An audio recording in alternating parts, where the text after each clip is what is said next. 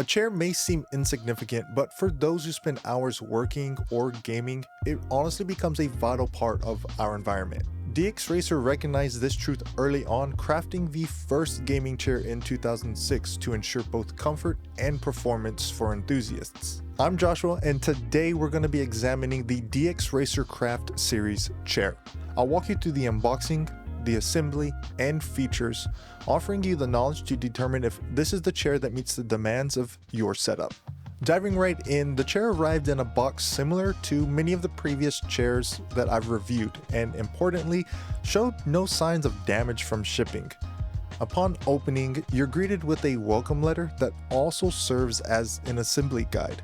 This guide helps you to check if you're missing any parts and clearly outlines a concise 5-step installation process. Beneath it, the chair back is protected with a soft foam on both sides, while everything else is wrapped in bubble wrap or branded plastic bags. And as for the hardware, it is packed inside smaller cardboard boxes. Oh, and here's Riley. She says hello and reminds you to subscribe. Back to the unpacking, I absolutely love the branded bags the seat comes in. Some might not like the extra plastic, but it does add a thin layer of protection. Inside, the larger small box is the chair mechanism, and in the first matching labeled box, you'll find the chair tools, gas lift, and accessories. The last box holds the product usage guide and the wheels. But something I thought that was cool was that you even get a maintenance care guide, which is a nice convenient touch. During my inspection, I was pleased to find no damage to the seat materials or the extra components that complete the chair. All materials were accounted for, and overall, the build quality met the standards for my recommendations, but we'll dive into that a little bit later. Now, I've assembled tons of chairs, and looking at this one, it doesn't seem too difficult, but for educational purposes, I'm going to follow the guide DXRacer provided. Step 1 starts off pretty straightforward, installing the 5 wheels onto the wheelbase. You'll need to apply a bit of force to secure the wheels in place. Once that's done, drop the gas lift in with the dust guard on top. Step 2 involves removing the M8 screws from the side of the chair, which is a convenient feature, eliminating the need for an extra packet of screws. Next, locate the bracket on the right side of the chair, slide it into the base, and feed the M8 screws by hand. Once they're in, you can tighten them using the provided tool. There's no bracket on the left side, so all you need to do is align the base with the chair and insert the screws, tightening them just like you did on the right. You'll notice the side covers are different sizes. Insert the longer cover on the left side and the right cover on the right side, both attached via magnets. Step 3 requires flipping the chair upside down to remove the 4 pre-installed M8 screws, with the holes facing the back. Reinsert the screws and tighten them in an X pattern to ensure proper seating. Once that's done, push in the levers to install them. For step 4, I initially made the mistake of trying to lift the chair and drop it onto the gas spring. That honestly didn't work. Instead, keep the chair in the same position as in step 3 and slide the wheelbase onto the chair base. Just be cautious because it is heavy. Step 5 is the headrest installation. Now there's a small plastic piece you'll need. Simply slide the headrest down onto the bracket, then use the locking piece to secure it in and prevent it from coming off. And just like that, your chair is complete. The specific chair I have is from the Craft Series featuring the San Francisco Shock Esports colorway design.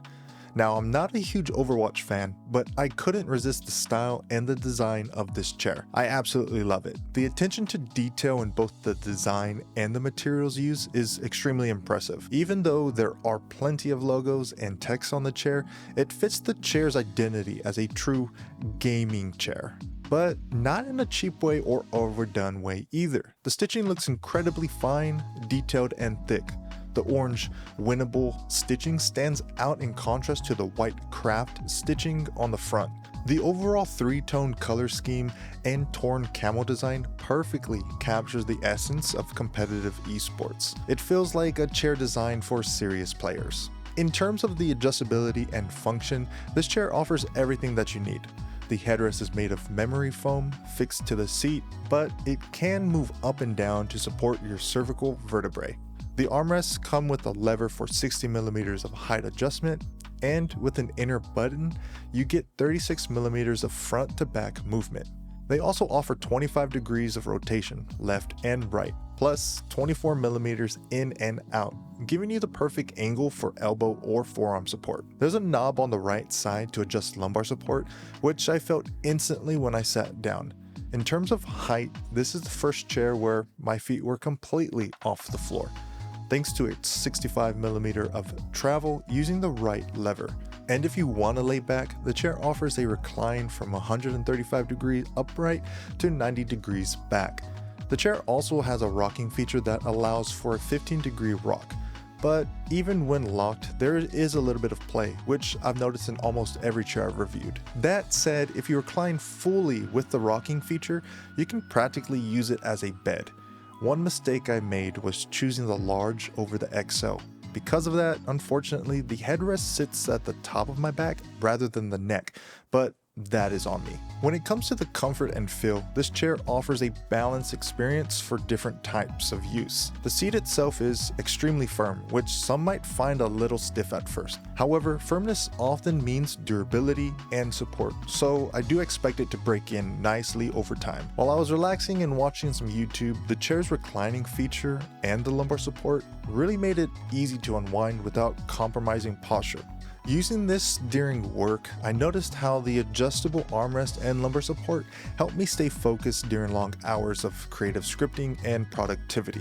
I had the angles I needed to be in correct position as far as my elbows and my back, and the firmness of the seat kept my posture in check, which is essential for staying productive without feeling sore. Now, during some gameplay, the chair provided a stable base without feeling too soft or sinking in too much.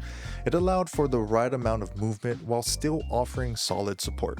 Overall, while the chair does feel firm initially, I do expect it to soften with regular use, striking the perfect balance between long-term support and comfort for whatever task that we're doing, whether it's gaming, working, or just relaxing. So if you're interested in this or any other DXRacer chair, please check out the link in the description, and don't forget to use my code Blasten at checkout for a nice discount. So if you're looking to upgrade your whole setup, stay tuned for the next review on another premium gaming chair, or if affordable tech is more your style, check out my video on the cheapest OLED gaming monitor. You might be surprised by its performance. Either way, thank you for watching and drop a comment. I'll see you in the next one.